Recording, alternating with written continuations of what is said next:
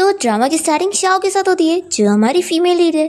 अभी वो अपनी एक पेंटिंग लेकर अपने नए घर में रखने जा रही होती है, जहाँ पर वो अपने फियांसी से शादी करने के बाद रहने वाली है। शाओ देखती है कि उसका फियांसी जियन पहले से यहाँ पर है, और वो शाओ को देखकर पूछता है कि तुम अचानक से कैसे आ गई।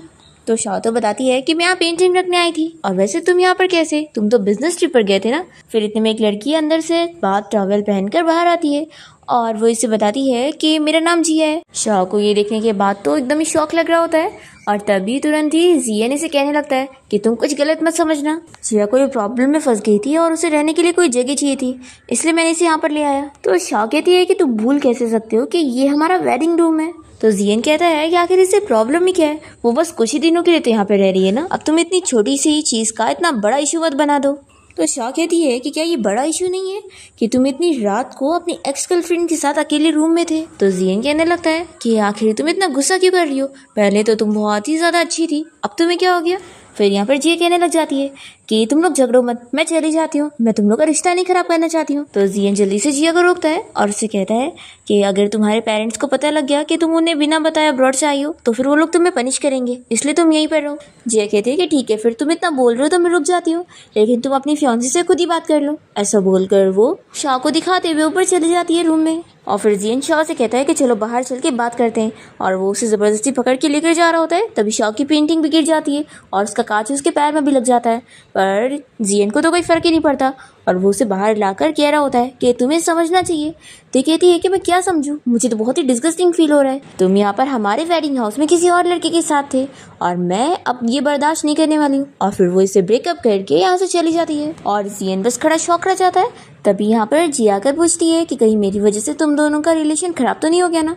तो कहता है कि फिक्र मत करो, वो मुझसे शादी तोड़ ही नहीं सकती है। दूसरी तरफ हम यहाँ शाह को देखते हैं, जो कि जियन की रिंग भी उतार के फेंक देती है, और वो टैक्सी में बैठकर यहाँ से चली जाती है। फिर यहाँ पर हम जिया को देखते हैं, जो कि अपनी एक वीडियो देखती है और शॉक हो जाती है कि जब वो बार में किसी लड़के के साथ थी तो किसी ने उसका वीडियो पोस्ट कर दिया। इसे लगता है कि ये काम शाओ का है, तो ये बहुत ही गुस्से में यहाँ पर रखी हुई शाओ की वेडिंग ड्रेस निकाल लेती है, और तुरंत ही उसे कॉल करके धमकी देती है कि तुम मुझसे मिलने आओ, नहीं तो मैं तुम्हारी वेडिंग ड्रेस खराब कर दूंगी। तो शाओ यहाँ पर तुरंत ही पहुँचती है और जियो से चिल्लाने लगती है कि तुमने मेरी झूठी वीडियो की पोस्ट करी। तो शाओ कहती है कि मैंने कोई वीडियो नहीं पोस्ट करी हूँ।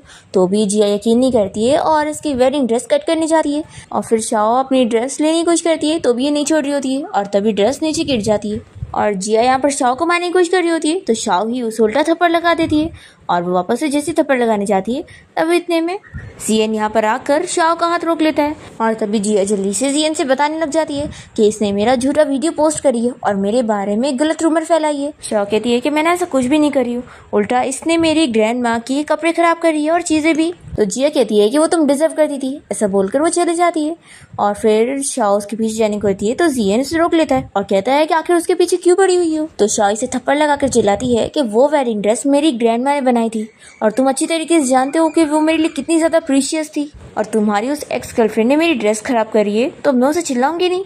तो ये कहता है कि पहले तुम ही ने उसे प्रोवोक करी थी ना, तुम्हें उससे दूर रहना चाहिए। तो फिर शाओ इसे थप्पड़ लगाती है और अपनी वेडिंग ड्रेस उठाकर इसे कह देती है कि तुमने जो करे हो ना, इसका अंजाम तुम लोगों को ज़रूर मिलेगा। ऐसा बोलकर वो बाहर जाती है और अपनी ग्रैंडमा की चीज़ों को टूटा हुआ देख कर रो रही होती है। तभी जियन उसे सॉरी कहने लग जाता है कि मुझे नहीं पता था कि जिया ये सब कर सकती है। तो शाओ इसे ज़ोर से चिल्लाकर यहाँ से निकलने को बोलती है, और फिर वो खुद भी यहाँ से बाहर आ जाती है, और शाओ बीच रास्ते में जाते हुए रो रही होती है, और तभी वो नीचे गिर जाती है। इतने में एक कार रुकती है, और यहाँ पर शाओ के पास कोई बंदा आता है, जो कि कोई और नहीं, हमारे इस ड्रामे का मेन लीड है, और इसका नाम सोंगियन है। और फिर वो शाओ को उठाने में हेल्प करता है, और शाओ उसे अंकल कह रही होती है क्योंकि वो जियन का छोटा अंकल है। शाओ यहाँ पर इसे बता देती है कि मैं जियन के साथ अपनी एंगेजमेंट तोड़ना चाहती हूँ। तभी इसके पैर में चोट देखकर सोंग तुरंत ही शाओ को उठाकर हॉस्पिटल लेके जा रहा होता है। तो वो इसे पूछती है कि मैं जियन के साथ एंगेजमेंट तोड़ रही हूँ, इस बात पर आपकी फैमिली मुझसे नाराज़ तो नहीं हो जाएंगी। तो सोंग तो कह देता है कि तुम्हारी मर्जी चलेगी और तुम जो चाहती हो वही होगा। तो फिर ये सुनकर शाओ खुश होती है और उसे थैंक यू बोलती है। फिर हॉस्पिटल में यहाँ पर उसका बैंडेज हो जाता है। तो सोंग से पूछती है कि आपने मुझसे इसका रीज़न नहीं पूछा कि मैं जियन के साथ अपनी एंगेजमेंट क्यों तोड़ रही हूँ। तो सोंग इसका रीज़न नहीं पूछता, उल्टा उसे समझाने लगता है कि हमारी फैमिली के बीच की जो शादी फिक्स हुई है ये होनी ही होनी है, और हमारी फैमिली में सिर्फ जियन ही थोड़ी ना है जिसके साथ तुम्हारी शादी हो सकती है। तुम क्यों ना मेरे बारे में सोच के देखो। तो ये सुनकर शाओ कहती है कि क्या आप मजाक कर रहे हो। तो सॉन्ग कहता है कि तुम्हें लगता है कि मैं मजाक करने वाला टाइप का हूँ, इसलिए अब तुम मुझे अंकल कहना बंद करो और मेरे बारे में सोच कर देखो और आराम से मुझे अपना जवाब देना। तुम्हारे ग्रैंडपा को मैं बहुत टाइम से जानता हूँ और हमारी फैमिली ने तुम्हारे ग्रैंडपा से प्रॉमिस किया था कि हम लोग तुम्हारा अच्छे से ख्याल रखेंगे, तो ये प्रॉमिस मैं भी पूरा कर सकता हूँ। तो अब हम नेक्स्ट टाइम मिलेंगे, तब तक के लिए तुम अपना जवाब रेडी रखना। ऐसा बोलकर सॉन्ग यहाँ से चला जाता है।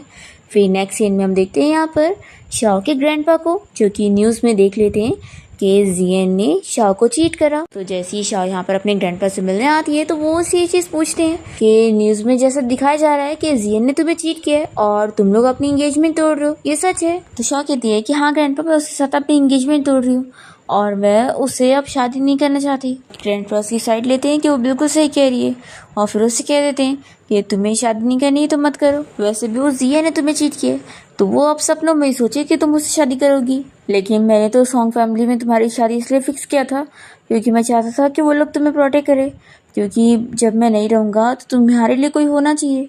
शाओ कहती है कि ग्रैंडपा ज़रूरी थोड़ी ना है कि सॉन्ग फैमिली में से मेरी शादी जियन के साथ ही हो, जियन का अंकल मिस्टर सॉन्ग भी तो है। तो ये सुन के तो ग्रैंडपा खुश होते हैं और शाओ कहती है कि मिस्टर सॉन्ग ने कहा है कि उनने आपसे प्रॉमिस किया था कि वो मेरा ख्याल रखेंगे।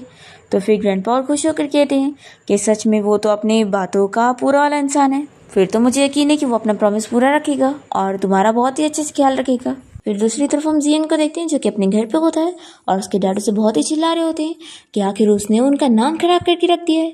उसने एक तो किसी और के साथ अफेयर चलाया और शाओ को चीट करा, जिस वजह से अब उसकी फैमिली गुस्सा हो गए और शादी तोड़ना चाहते हैं। फिर यहाँ पर सॉन्ग का गार्ड पहुंच जाता है जियन को लेने के लिए और उसे बताता है कि सॉन्ग ने उसे बात करने के लिए बुलाया है। यहाँ हम देखते हैं शाओ अभी भी हॉस्पिटल में होती है और वो अपनी फ्रेंड को कॉल करके उसे कहती है कि मुझे एक घर बेचना है तो उसे अर्जेंटली भिजवाने में मेरी हेल्प करो। तो फिर इसकी फ्रेंड लिसा कहती है कि ठीक है, मैं 3 दिन में भिजवा दूंगी। वैसे तुम क्या बेचना चाह रही हो? क्या तुम्हारी फैमिली बैंकरप्ट हो रही है क्या? तो शाओ बता देती है कि मैं अपना वेडिंग हाउस बेचना चाह रही हूँ। जियन अपनी एक्स गर्लफ्रेंड के साथ मिलकर मुझे चीट कर रहा है और उसने और उसकी एक्स गर्लफ्रेंड ने मिलकर मेरी ग्रैंडमा की चीज़ें तोड़ दी है, इसलिए मैंने उससे ब्रेकअप कर ली। तो लिसा को भी ये सुनकर जियन के ऊपर बहुत गुस्सा आता है और वो शाओ की सपोर्ट में होती है कि मैं हर चीज़ में तुम्हारी हेल्प करूँगी और फिक्र मत करो, मैं उन दोनों से भी बदला लूँगी। फिर जब शाओ बाहर जाती है तो उसकी ग्रैंडपा का डॉक्टर उससे बात करने आता है और उसकी ग्रैंडपा की कंडीशन के बारे में बताता है कि वो अच्छी नहीं है और उनके पास ज़्यादा टाइम नहीं बचा है, वो ज़्यादा से ज़्यादा 2 से 3 महीने ही जी पाएंगे और वो ठीक भी नहीं हो सकते हैं, इसलिए वो मेंटली प्रिपेयर हो जाए, ऐसा डॉक्टर कहकर चले जाते हैं। शाओ तो अपसेट हो जाती है और सोचने लगती है कि मॉम के इस दुनिया से जाने के बाद डैड ने अपने घर पे मिस्ट्रेस और उस स्टेप सिस्टर को घर ले आए थे और वो उन्हीं को ही फेवर करते थे और मेरे लिए तो सिर्फ मेरे एक ही रिलेटिव थे, मेरे ग्रैंडपा। दूसरी तरफ हम जियन को देखते हैं जो कि अपने अंकल से मिलने गया होता है, यानी कि सॉन्ग से, और उससे सब एक्सप्लेन कर रहा होता है कि मेरे बारे में जो रूमर फैल रही है वो बिल्कुल सही नहीं है और मेरे और जिया के बीच में तो कुछ भी नहीं है और आप चाहो तो इस बारे में शाओ से पूछ सकते हो और मैं उसे बोलकर क्लैरिफाई करवा सकता हूँ, ऐसे फिर हमारा नेम क्लियर हो जाएगा तो कोई प्रॉब्लम नहीं होगी।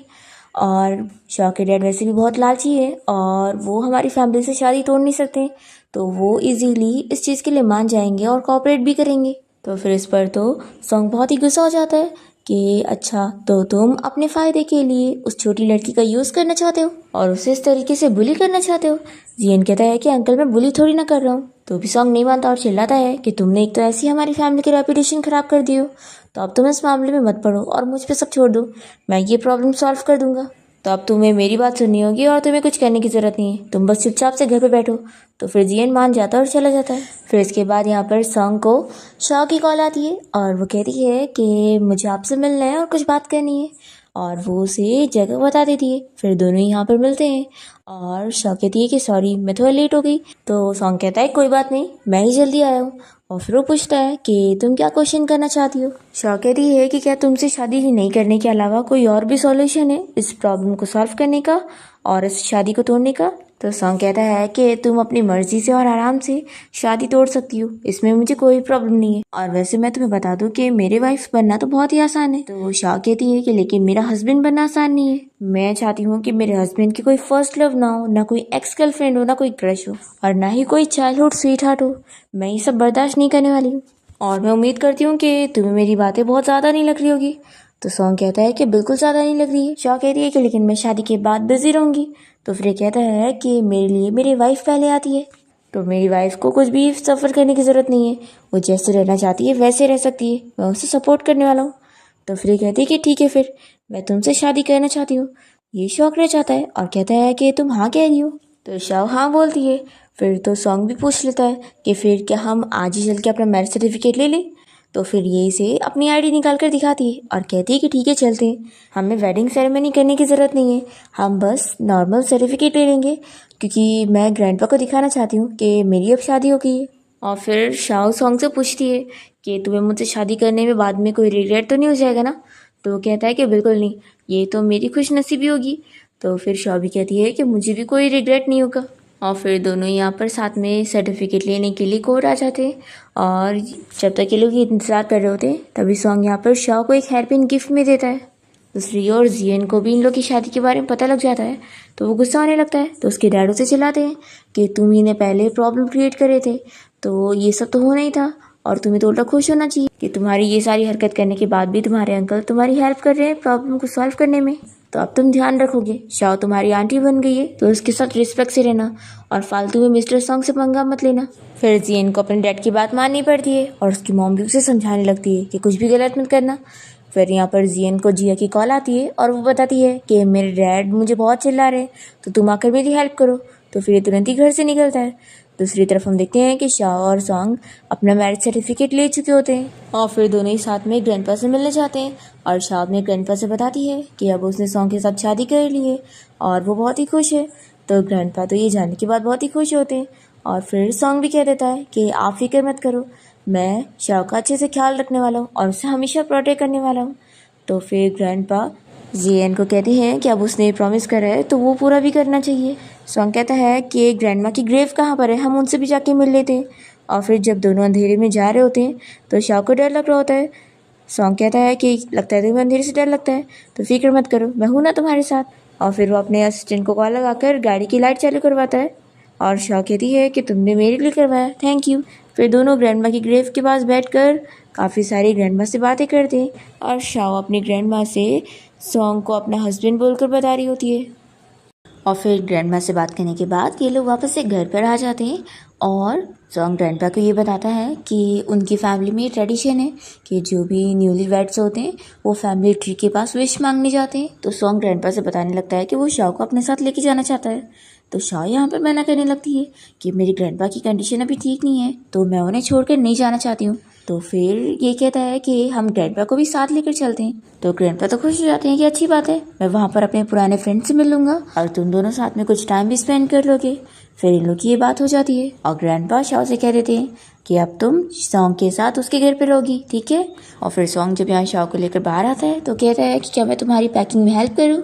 तो वो कहती है कि नहीं, मेड कर देगी। शाओ यहाँ सॉन्ग के साथ उसके घर पर आ जाती है और वो उसे नाइट ड्रेस दे देता है पहनने के लिए और बता देता है कि उसने उसके नहाने का भी अच्छे से अरेंजमेंट कर दिया है। तो फिर कहती है कि हमने आज ही मैरिज सर्टिफिकेट ली और तुमने ये सारी चीज़ें अरेंज करी। तो सॉन्ग कहता है कि हाँ, तो अब तुम जाओ, मैं बाहर वेट करता हूँ। फिर शाओ यहाँ पर अपना पूरा बात इंजॉय करती है और फिर जब वो बाहर निकलती है तो गिरने वाली होती है। इतने में जल्दी से सॉन्ग उसे गिरने से बचा लेता है। फिर दोनों ही नज़दीक आने लगते हैं किस करने के लिए, पर फिर फ़ोन की आवाज़ सुनकर दोनों ही दूर होते हैं। और शाओ को यहाँ पर उसकी फ्रेंड लीसा की कॉल आई होती है और वो उसे बताती है कि जियन का कार एक्सीडेंट हो गया था और वो जिया से मिलने जा रहा था और यहाँ भी वो हॉस्पिटल में है ना, तो मैं उसे सबक सिखा रही हूँ। शाओ अपनी फ्रेंड को मना करती है कि कुछ भी ऐसा वैसा मत करो, फालतू में प्रॉब्लम में फंसोगी, पर वो तो कॉल कट कर देती है। तो शाओ सॉन्ग से कहती है कि मुझे हॉस्पिटल जाना है अपनी फ्रेंड को प्रोटेक्ट करने के लिए, कहीं वो फालतू प्रॉब्लम में ना फंस जाए। तो ये कहता है कि ठीक है, मैं भी चलता हूँ। फिर हम देखते हैं यहाँ हॉस्पिटल में शाओ की फ्रेंड लीसा जियन को परेशान कर रही होती है और उसका वीडियो बना रही होती है और उसकी पोल सभी के सामने खोल रही होती है कि वो कितना बड़ा चीटर है और उसने अपनी गर्लफ्रेंड को धोखा दिया और यहाँ पर अपनी एक्स गर्लफ्रेंड के साथ घूम रहा है। यहाँ पर जिया से रोकने की कोशिश कर रही होती है कि सब फालतू वीडियो मत बनाओ और यहाँ पर भीड़ इकट्ठा हो जाती है, पर वो नहीं मानती और इन लोग का वीडियो बना के रहती है। फिर इतने में यहाँ पर शाओ पहुँच जाती है तो जिया कहती है कि अच्छा, तो तुम इस लड़की के साथ मिली हुई हो और ये सब तुम ही कर रही हो। यहाँ पर लीसा की वजह से पुलिस ऑफिसर भी आए होते हैं। तो शाओ उनसे कहने लगती है कि मेरी फ्रेंड तो बस मेरी साइड ले रही थी और वो बच्चों को तरबियत सिखा रही थी, नहीं तो वो बिगड़ रहे थे। तो फिर पुलिस ऑफिसर कहते हैं कि यहाँ पर बच्चे कहाँ हैं। तो शाओ बताती है कि वो जो लेटर है ना, वो मेरा नेफ्यू है और मेरी फ्रेंड मेरी जगह उसे एजुकेट कर रही थी, तो इसमें कुछ गलत नहीं है। तो जियन गुस्से में कहने लग जाता है कि तुम किसे अपना नेफ्यू कह रही हो, मैं कोई बच्चा नहीं हूँ। इतने में यहाँ पर सॉन्ग आ जाता है और वो जियन से कहता है कि तुम कब बड़ों के लिए डिसरिस्पेक्टफुल हो गए और क्या तुम अब गूंगे हो गए हो, पता नहीं है मैं कौन हूँ। तो फिर जियन को इसके कहने पर बोलना ही पड़ता है कि अंकल और आंटी। और फिर सॉन्ग यहाँ पुलिस ऑफिसर से कह देता है कि आप लोग जा सकते हैं, कोई बड़ी बात नहीं है।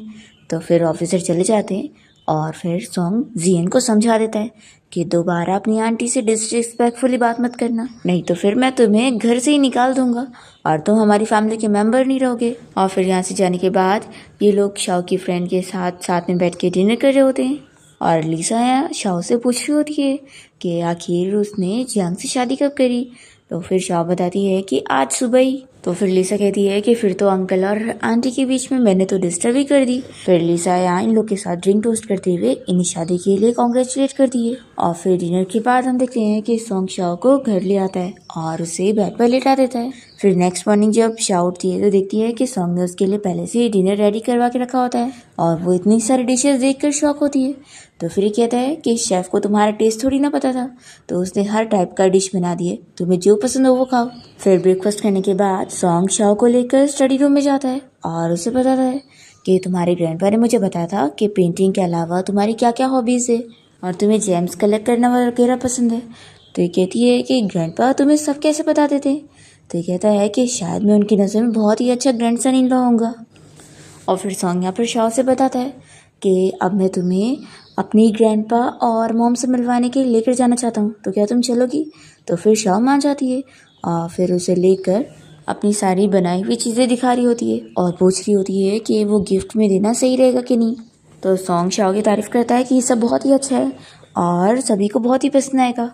फिर इसके बाद जब दोनों सीढ़ियों से उतर रहे होते हैं तभी यहाँ शाओ फिर से गिरने वाली होती है और सॉन्ग उसे जल्दी से बचाता है। फिर ये लोग यहाँ पे रेस्टोरेंट पहुँचते हैं और देखते हैं कि सॉन्ग की मॉम और ग्रैंडपा पहले से इन लोग का इंतजार कर रहे होते हैं और साथ ही में कुछ और गेस्ट भी आए होते हैं। तो शाओ उन सभी को हेलो कहती है और फिर शाओ सभी के साथ डिनर एंजॉय करती है और डिनर के बाद दोनों ही घर आ जाते हैं और सॉन्ग शाओ से पूछता है कि तुम्हें आज कैसा लगा। तो कहती है कि बहुत ही अच्छा और ग्रैंडपा और आंटी तो कितने ज़्यादा अच्छे थे। और फिर ये सॉन्ग से पूछती है कि वैसे क्या हम दोनों का वेडिंग इनविटेशन मैं खुद डिज़ाइन कर सकती हूँ क्योंकि मैं इस चीज़ में एक्सपर्ट हूँ। तो ये कहता है कि ठीक है, ये तुम ही संभालना। और फिर वो अपना शावर लेने चला जाता है और तभी इतने में कोई डोरबेल बजाता है। तो शाओ जाके दरवाज़ा खोलती है और देखती है कि यहाँ पर सॉन्ग की मॉम आई हुई है।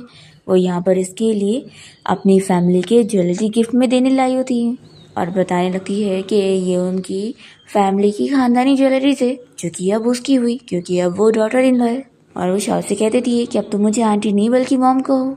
तो फिर शाओ ने मॉम कहती है। सॉन्ग की मॉम शाओ को ये ज्वेलरी देने के बाद यहाँ से चली जाती है और कहते हुए जाती है कि अब तुम लोग अच्छा टाइम स्पेंड करो, मैं तुम लोग के बीच में डिस्टर्ब नहीं करूँगी। फिर सॉन्ग शावर लेकर बाहर आता है तो शाओ से बताती है कि तुम्हारी मॉम आई थी और उन्होंने ये ज्वेलरीज दी है और ये बहुत ही एक्सपेंसिव लग रही है, तो मैं सोच रही हूँ कि मैं इन्हें कैसे लूँ। तो ये कहता है कि अगर मॉम ने तुम्हें दिए तो ऑफकोर्स अब ये तुम्हारी है, तो तुम इसे रख लो। और फिर वो इसे गुड नाइट बोल देता है।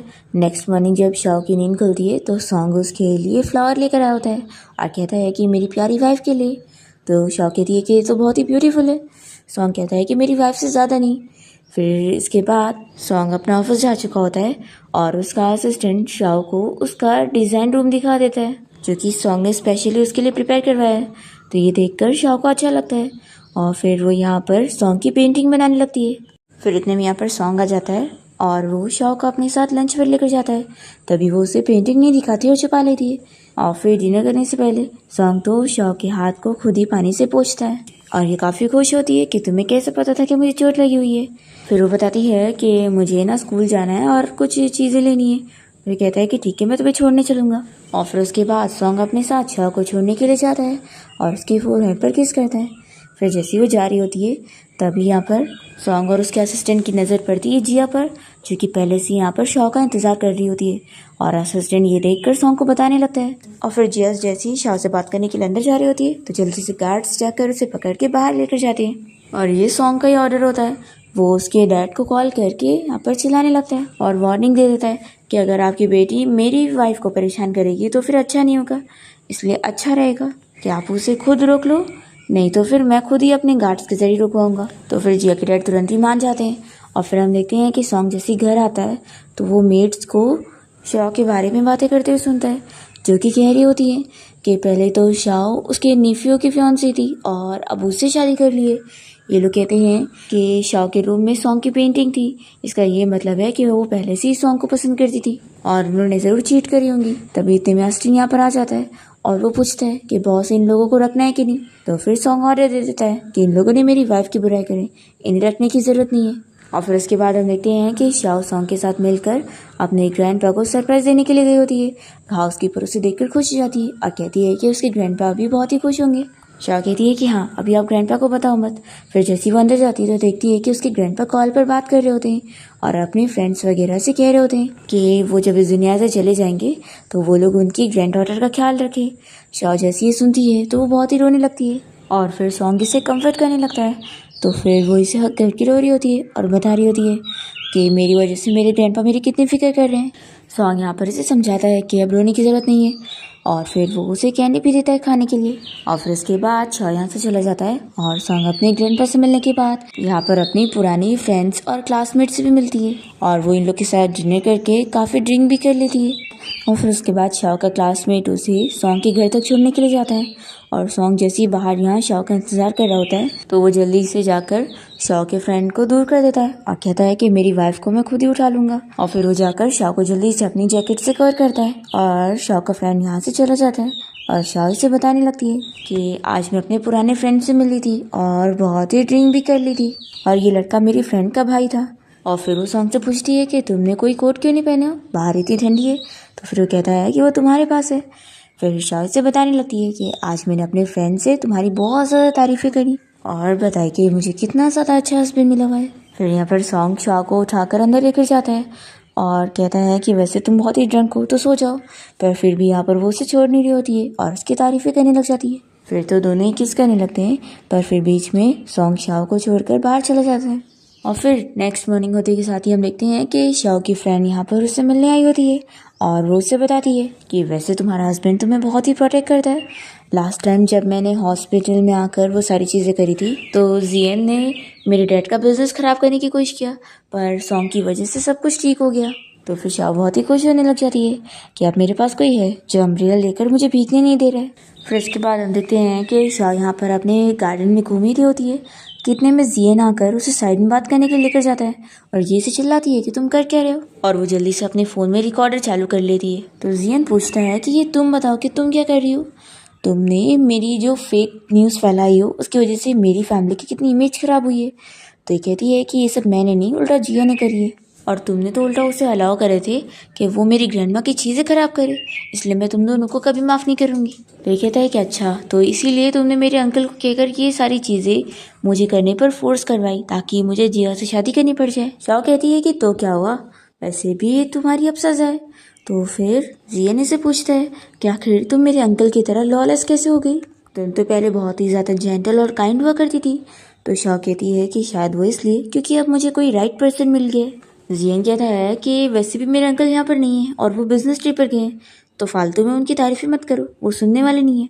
तो शाओ कह देती है कि मुझे अपने हस्बैंड की तारीफ़ें करने के लिए कोई टाइम देखने की ज़रूरत नहीं है और ना जगह देखने की ज़रूरत है। और फिर शाओ यहाँ से जाने लगती है तो जियन इसका हाथ पकड़ के रोकने की कोशिश करता है, तो ये से चिल्लाती है और से एक सीधा थप्पड़ लगाती है। तो ये कहता है कि मैं तुम्हें कैसे सेटिस्फाई कर सकता हूँ ताकि फिर मेरे अंकल मेरे पीछे ना पड़े। तो फिर शाओ कहती है कि तुम जिया से शादी क्यों नहीं कर लेते हो। तो ये कहता है कि मैं उससे शादी नहीं करूँगा, उसने मुझे फंसाने की कोशिश की थी, मैंने उसे टच नहीं करा हूँ और मैं उसकी रिस्पॉन्सिबिलिटी नहीं लेने वाला। तो फिर ये कहती है कि ठीक है, तुम मेरी न्यूज़ का इंतज़ार करो। फिर इसके बाद शाओ यहाँ सॉन्ग को कॉल करके उससे पूछती है कि मैंने जो तुम्हें रिकॉर्डिंग सेंड करी हूँ तुम्हें मिली। तो कहता है कि हाँ, तुम चाहो तो मैं तुम्हारे लिए उसे सबक सिखाऊँ। फिर शाओ पूछने लगती है कि तुम आखिर मेरे साथ इतने अच्छे क्यों। तो वो कहता है कि तुम मेरी वाइफ हो और मेरी जिम्मेदारी है तुम्हें प्रोटेक्ट करना। तो ये कहती है कि लेकिन इस बार तुम मुझे अकेला छोड़ दो, मैं खुद अपना बदला लेना चाहती हूँ।